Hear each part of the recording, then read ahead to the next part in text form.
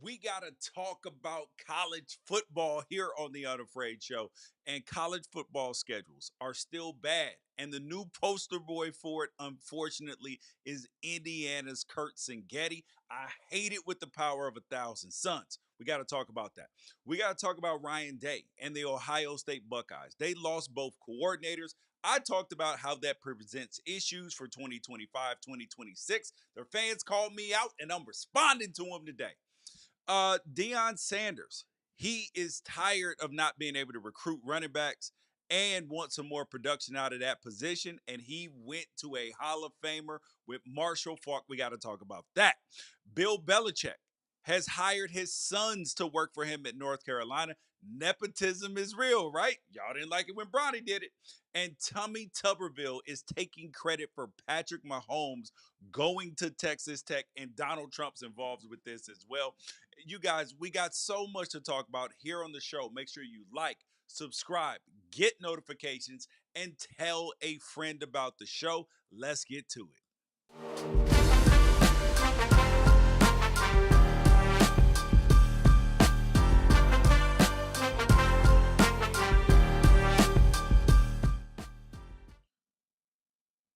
So today's show is going to be more mailbag style. These are things that you guys have sent into at Unafraid Show, or you emailed them in. I'm mad at unafraidshow.com, or you send them over to at George Wrighster. Y'all hop in the comments. Let me know, because we will answer your questions, because this is about us, because you are one of us if you are here on the Unafraid Show. So first question up. In 2025, Indiana will play Old Dominion, Kennesaw State, and Indiana State. Curt Cignetti was asked if he changed the non-conference scheduling philosophy moving forward, and he said, "I like winning games." Do you have a problem with this, George? Yes, I hate this with the power of 1,000 suns.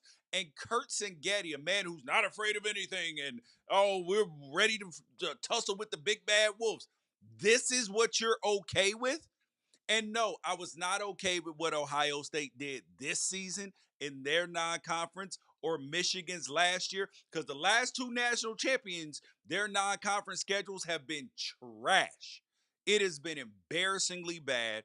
Non competitive games. That's six non competitive games between Michigan 2 years ago when they won and Ohio State this year. That's not what college football is supposed to be. We are college football fans. We want more good games, not just more wins. Think about your team. If you are an Oklahoma fan, if you're a Vanderbilt fan, Oregon, Wisconsin, Miami, whoever you're a fan of, do you want more games that you're going to win 50-0 in a non, or 50-7 in a non-conference game?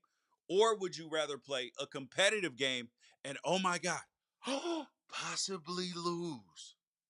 I mean, come on now. Do any of us actually want to lose? No. But we only get 12 opportunities in the regular season. So why would we waste them?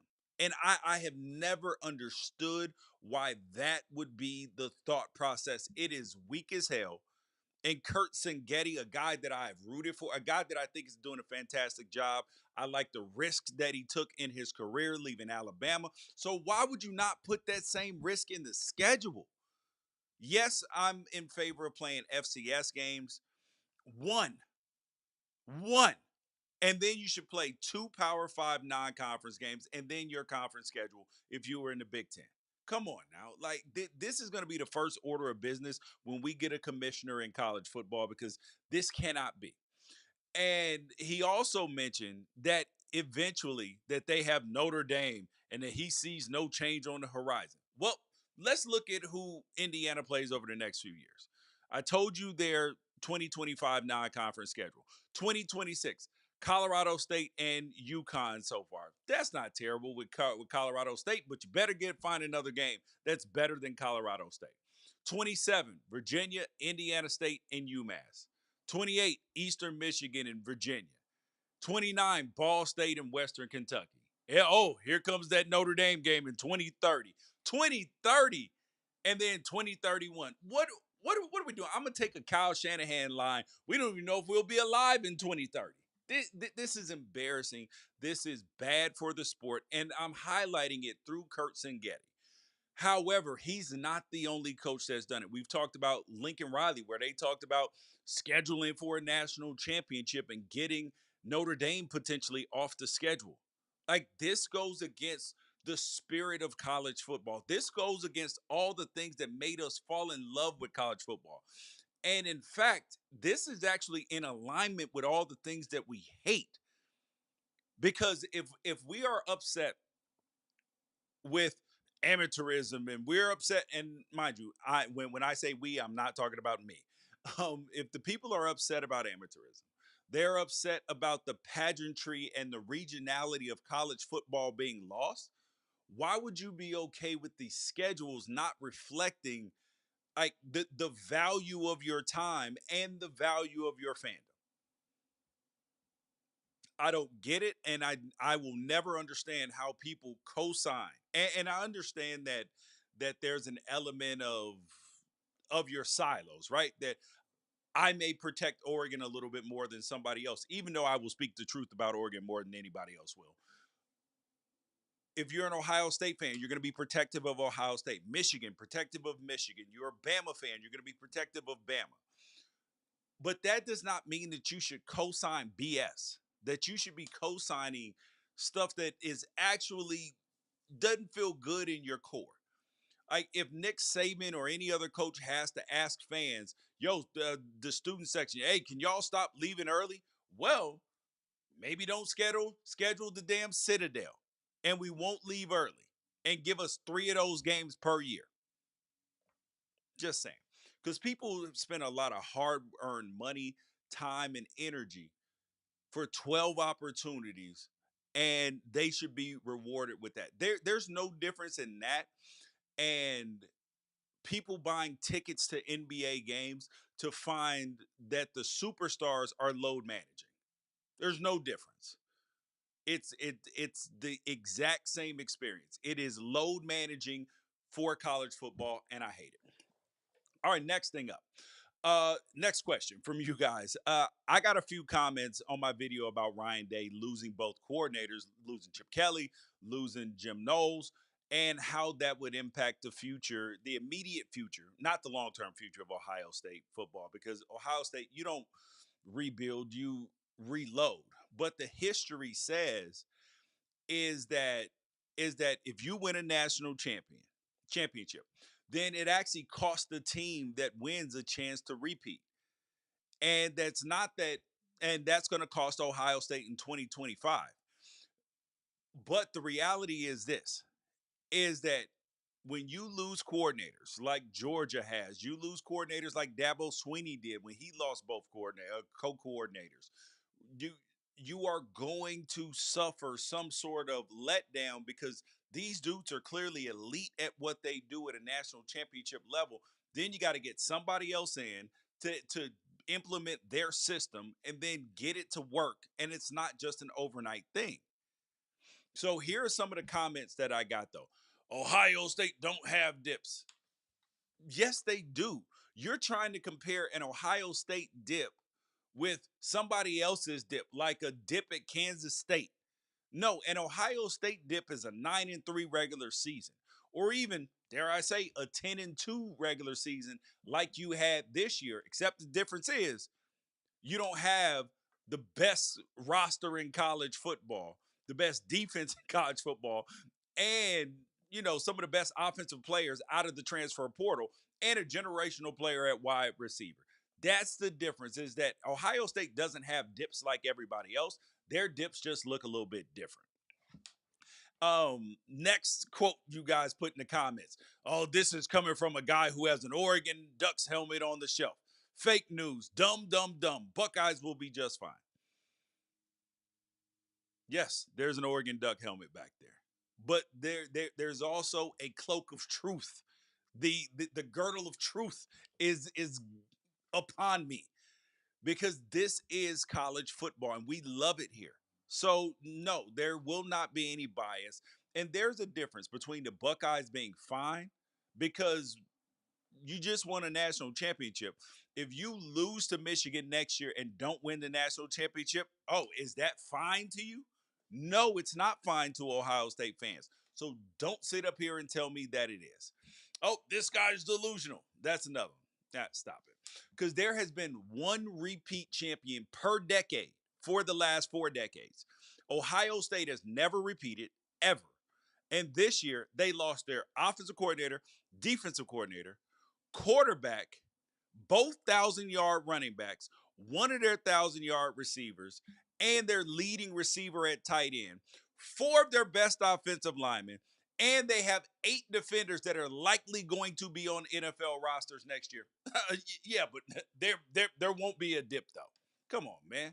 I'm not telling you Ohio State is taking a back a step back to be a hater. I'm telling you so you can have the proper expectations heading into 2025. Now, could Ohio State still compete to win the Big Ten? Sure. Could they also cap out at 11 wins just like they did in the 3 seasons before this one? Yeah.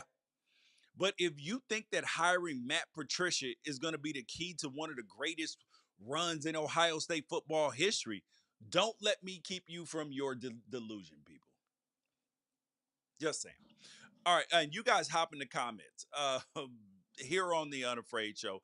Tell a friend, go on the YouTube channel, like, subscribe, leave a comment, because we will always get to your business.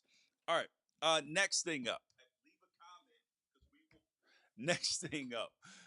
George, you have said that you hate teams that get away with faking injuries, and it seems that, like most coaches, that they agree with you. But when the time comes to use this tactic to their advantage, they always do. Do you think that keeping a player out for the rest of the drive is the answer?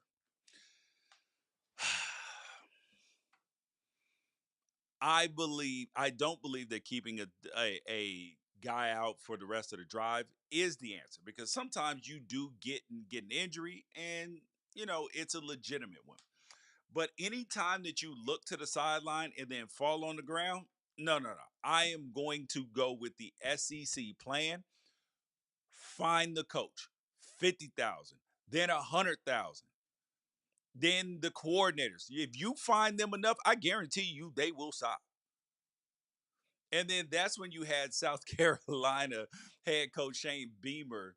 He called out Lane Kiffin this week saying that, quote, a team that we played this season, it's amazing how many times they had an injury on defense after the opposing team made a first down or an explosive play and had some momentum. Yes, we all know that Lane Kiffin is patient zero. He is the ringleader of this whole thing. And there's an element of it. Well, if you're playing within the rules, if they're not going to call it, yes. If it comes between faking an injury and losing a game, do I want my coach to fake an injury? Yes. Am I going to feel good about it? No. Am I going to feel better about the win? Yes. But in general, I hate the practice. So you have to eliminate the desire for the coach to do it. And that is in the way of fines, because you know what college football coaches love? They love their money. Oh no, George, they're doing it for the kids. Okay, so if that's the case, then why does Ryan Day, who was one of the highest paid coaches in all of college football, why does he need a raise after a national championship if it's all for the kids and it's not about the money? Why does Mike Norvell? Why did he need a raise when the Alabama job came open? Because it's all about the kids. And this is no listen. I understand the business of it, but if you hit the coaches in the pocket, they will stop doing this. And as a college football fan, just like you guys are, we need this stopped, and that's the optimal way to stop it and the quickest way to stop it.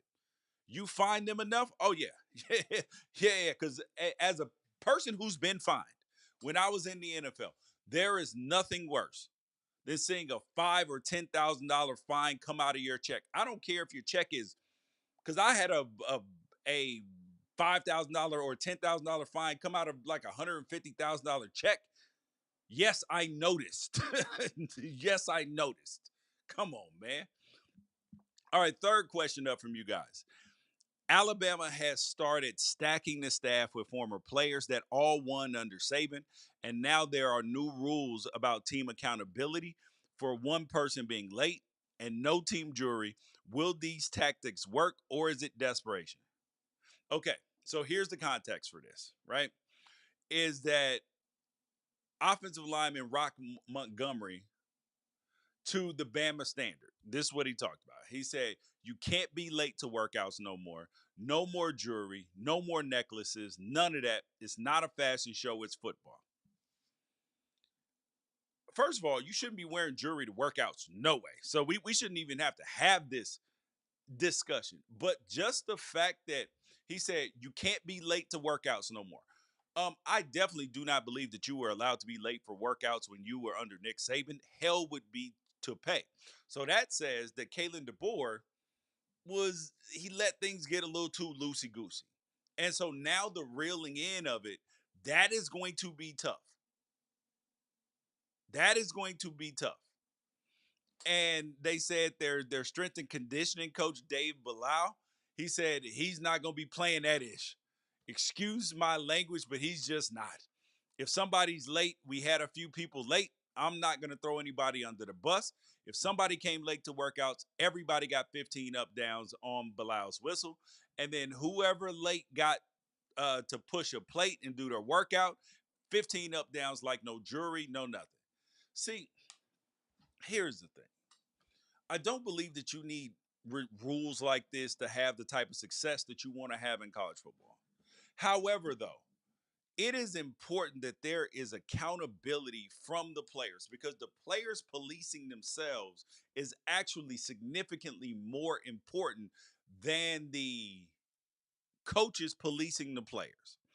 Now, the coaches demand whatever the standard is, the players uphold that standard. But I will tell you, it does create problems when the head coach switches up, right? When the head coach switches up.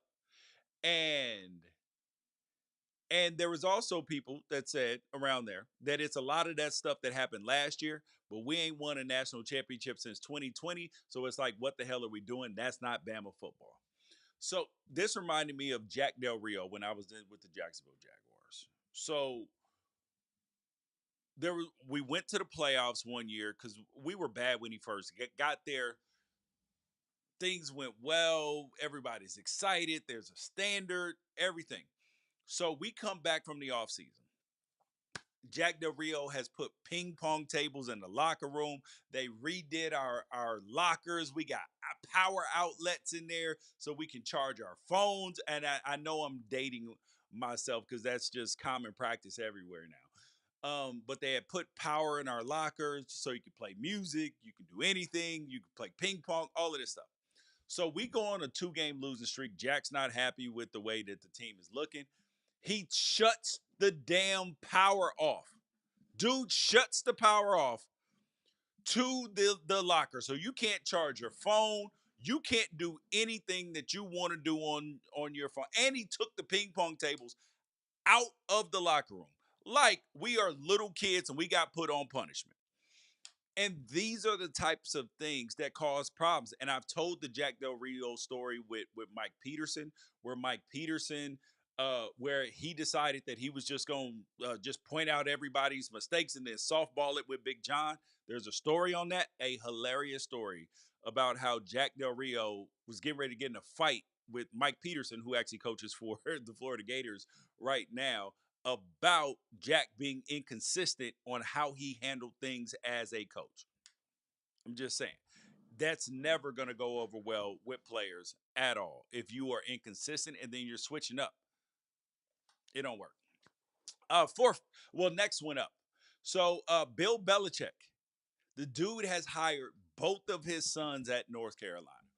And it feels like we're not getting that same nepotism criticism that we got hearing about Deion Sanders, having Deion Jr. around, coaching Shador, coaching Shiloh, embracing Travis Hunter as a son. Think about that. He hired Brian Belichick to coach the safeties and Steve Belichick to coach the defense. But we're not talking about nepotism. We're not talking about LeBron James and Bronny and all that. No, no, no. No, this is just a good old family business, and we just appreciate. Now, mind you, I'm not mad at Bill Belichick. If I were in his position, I would 100% do the same thing. And the one thing about nepotism that we must understand and must acknowledge that just because nepotism exists, it does not necessarily mean that there is incompetence there. What did I say? Just because there is nepotism does not mean that there is incompetence. Because sometimes, just because you were nepotized into a situation, that don't mean that you're not prepared for the situation. Bill Belichick's son Steve got his first uh, defensive coordinator job last year at Washington, and he did a good job there with the Washington Huskies. So when Bill Belichick hires him, yes, he got the job because he's his son. However, he's also shown in a very small sample size that he's got some defensive coordinator chops. Think about that. Just because there's nepotism, that does not mean that there is incompetence present. Because that's the problem with nepotism, is when there is incompetence that is present at the same time. When the Peter principle applies, when you get promoted to the level of your incompetence, that's the issue. All right, so next thing up. Uh, this is the Deion Sanders one, and I appreciate this one because there have been a lot of negative talk about Deion last offseason, and now he's the gem of the league. And so Deion Sanders added more NFL talent to his staff in Andre Garode and Hall of Famer Marshall Faulk. How do we think that adding Faulk is going to affect a scheme that has been below average in the run game? That's the truth. And Deion Sanders, if he saw this, he can't argue with that. It's the truth. Because back-to-back years, Colorado has averaged under 2.6 yards per carry. They were last in the Pac 12 in 2023. And then in the Big 12 in 24-25, last by far. And Anthony Hankerson, the running back, left Colorado after only getting 76 carries and went over 1,000 yards last year at Oregon State. Dylan Edwards left Colorado for K-State and averaged 7.5 yards per carry. So, Deion Sanders. See, this is the thing I appreciate about Deion Sanders as a coach. Where there is a problem, he will acknowledge it and address it. You may not see the vision or what happened there, but he's going to address it if there's a problem. And with a new quarterback, Caden Salter coming in, plus Julian Lewis coming in, Juju Lewis, they're going to have to run the football better, particularly if Julian Lewis is their starter. They better run it because you can't just have no freshman out there thinking that you're going to throw it 50 times a game. That ain't happening. You are setting him up for failure. But them hiring Marshall Faulk was excellent. And I don't know if Marshall Faulk has coached or not. But what I do know is last season, Deion Sanders hired Warren Sapp to coach the defensive line, to be one of the defensive line coaches. Resounding success. Their defense was significantly better. Their defensive line played better. So maybe, and Warren Sapp found a love for coaching, a love for the kids, found purpose in his life. I was playing pickleball with the dude before he got the job. But to hear him now, oh yeah, 100% yeah. And before Falk was the best pass catching running back ever, he had 3 top 10 Heisman finishes at San Diego State, which adds to an interesting wrinkle to the rivalry between Deion and his old offensive coordinator, Sean Lewis, who is the head coach over there at the Aztecs right now. But Colorado, as far as I can tell, and you guys can correct me if I'm wrong, they did not bring in a running back in the class of 2025 in the transfer portal or in high school. So I do believe that this move here is about recruiting because Deion knows you got to have some horses if you want to win football games, and how to better sell a running back than say, listen, you are going to be coached by one of the greatest running backs to ever tie up shoes, and he is going to have input on, like, you bring in a mind like that, a football savant like that, and he can explain to the offensive line coach. So he's going to help the offensive line coach be better. Okay, here is what the running back is going to see. Here's what he should see. Here are the ways that we can set these guys up to be successful. I would bet my next paycheck that there won't be no 2.6 yards to carry. I will go so far as to say the Colorado Buffaloes will go up from 2.6 yards to carry, minimum 4.6 yards to carry in 2025-26. Book it. Remember it. Write it down. Hot take right here early. All right, the last one that we got. And you guys make sure that you like, subscribe, get notifications, and tell a friend about the show. Hit that like button, subscribe, go on YouTube, and catch the show as well. So, Tommy Tuberville, former Auburn coach, the dude has been out here taking credit for recruiting Patrick Mahomes to Texas Tech. And then you got Donald Trump, the current president, said that Tuberville did it. And then Tuberville then doubled down on social media. However, the one man whose decision it was says it never happened. And then that got me to thinking, ah, dang, like, what is the most outrageous lie a coach has ever told me or about me? So I couldn't think of one in particular, but then I thought about the most outrageous thing a coach ever thought about me. And this is from my man's Alfredo Roberts, current tight end coach over at the Pittsburgh Steelers. My first tight end coach, guy who drafted me down in Jacksonville. So we're playing our first preseason game at the Tampa Bay Buccaneers. And Kyle Brady starting at the time. This may have been the first preseason game. Yeah, I think it was my first preseason game ever. You're not ready for game shape. Like, your emotions are high. It's your first game, everything. So I am slated to start playing around might get a snap in the first quarter. It's the first preseason game, but I'm expecting to play basically second and third quarter, okay? And then play a little bit of special teams here and there. Well, problem is, Kyle Brady went out of the game because he was our starter. He wasn't coming back in. Peter Luzar, he got hurt. Somebody else got hurt. So then there was no backup to go in. We had one other guy, but he was way behind me. So I'm running third initially in the first preseason game. But then there are two tight ends left, and one of them they don't feel comfortable with playing. Then I got to play all the special teams and everything. I was tired. So what did George do? George ended up throwing up on the field. Yes, I was one of them guys that threw up on the field. And the coach at Alfredo asked me, he was like, yo, were you drinking last night? Like, bro, what are you talking about? He thought I went out of the hotel and was partying. Man, absolutely not. No, I was just tired because I was playing way more plays. My heart rate is going. It's my first NFL game. It's a preseason game. I'm overwhelmed, outmatched, not ready to go. And then had to play too many plays, so I clearly wasn't in shape to do that damn much. Plus my heart rate and all that, or I might have been in shape, but it was just too much going on. This dude asked me, was I out drinking? Man, hell no. I was tired. I was tired. I was nervous. But you guys, though, I love when I get a chance to tell my big time stories here on the Unafraid Show.